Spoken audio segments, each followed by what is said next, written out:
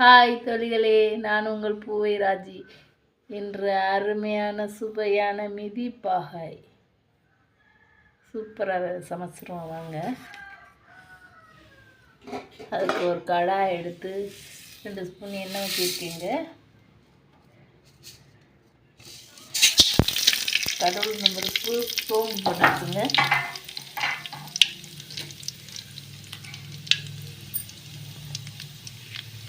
அதை பொரியட்டுங்க. ஒரு வரமிளகா போட்டுக்குவோம். கருவேப்பிலை போடணுங்க. ஆனால் என்கிட்ட எனக்கு கருவேப்பிலை இல்லை, அதனால் பூண்டு போடுறேன். பூண்டுமே போடணும்.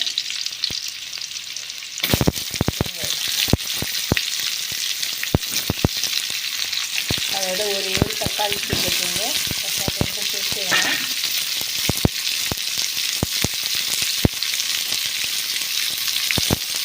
இந்த மாதிரி வதங்கிறதுங்க.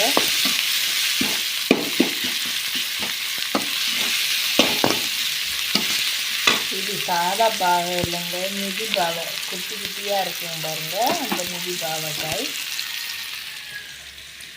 சந்தையில் பாருங்கள் கூறு கட்டி வச்சுருப்பாங்க, குட்டி குட்டியாக இருக்கும்ல, அந்த மிதி பாவைங்க. இதை சுகருக்கு தேவலாங்க. அந்த பாவைக்காயோட இது சுகருக்கு தேவலாம்.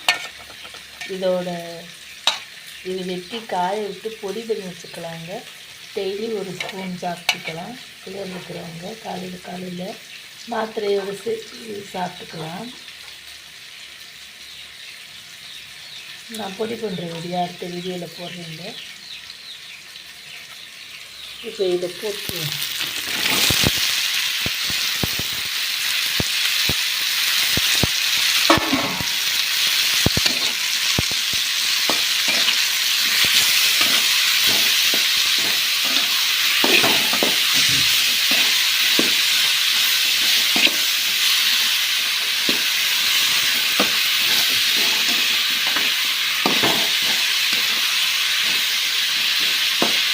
தண்ணி ஊற்றாமல் வேணுங்க.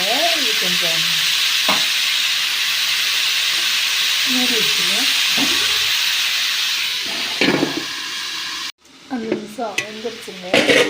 தண்ணியில் ஊற்றல, லைட்டாக மஞ்சள் போட்டுக்கோங்க. பார்க்க கசக்குலையா கொஞ்சம் சில்லுன்னு வேணுக்கு இருந்தாலும் கொஞ்சம் வேணுனால 1 ஸ்பூன் போடுறீங்க. அது வந்து சாப்பிட்டு போட்டுக்கோங்க. ஏன்னா கொஞ்சம் போல் தண்ணி ஊற்றிக்கலாம், சீக்கிரம் வேணும்னா.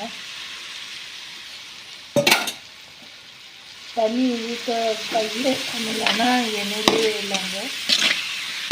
ஆனால் எண்ணெய் நிறைய சேர்த்துக்கூடாது சுகர்காரங்களுக்கு. இது தண்ணி ஊற்றி வேக விடணுங்க. தண்ணி ஊற்றி வேக விட்டு சில்லுன்னு கட்டினா சூப்பராக இருக்குங்க சாப்பிட.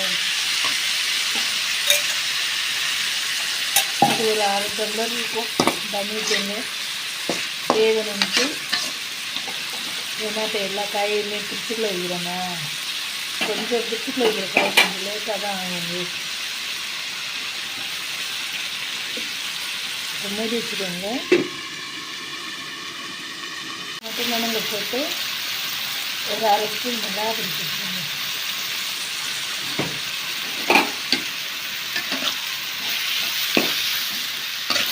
இது மிதிப்பாங்க. நல்லா சுகருக்கு சாப்பிட்லாம். வாரத்தில் 1 முறை செஞ்சு சாப்பிடலாம். உடம்புக்கு நல்லது. சின்ன பிள்ளைகளுக்கு கசப்புன்னு சொல்லுவாங்க, எப்படியாவது சாப்பிட வச்சுருங்க. ஆனால் நான் பக்கோடா அடுத்த இதே போடுறீங்க. அது செஞ்சு வச்சிங்கன்னா பிள்ளைகளுக்கு கசக்காது சாப்பிடுங்க. பக்கோடா எதில் செஞ்சுட்டான்னு தெரியாது, சாப்பிடுங்க. அது செய்தி போடுறீங்க.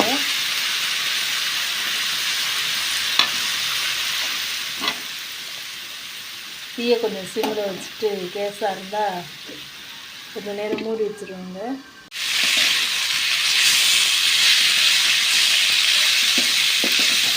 பாருங்க சூப்பராக தயாராகிடுச்சு. இது சாதத்துக்கு தொட்டுட்டாங்க செஞ்சேன். இதோட சூப்பராக ரசம் வச்சிடலாம், சூப்பராக இருக்கும். இல்லைன்னா வத்தக்குழம்பு வச்சிடலாங்க. இது எதோட வேணாலும் சாப்பிட்லாம். அவங்க மட்டும் வாரம் 2 முறை காலையில் சேர்த்துக்கோங்க, உடம்புக்கு நல்லது. சுகர் இருக்கிறவங்க இல்லாதவங்க எல்லாருமே சாப்பிட்லாமுங்க. வீடியோ பிடிச்சிருந்தா லைக் பண்ணுங்கள், ஷேர் பண்ணுங்கள், சப்ஸ்கிரைப் பண்ணிடுங்க.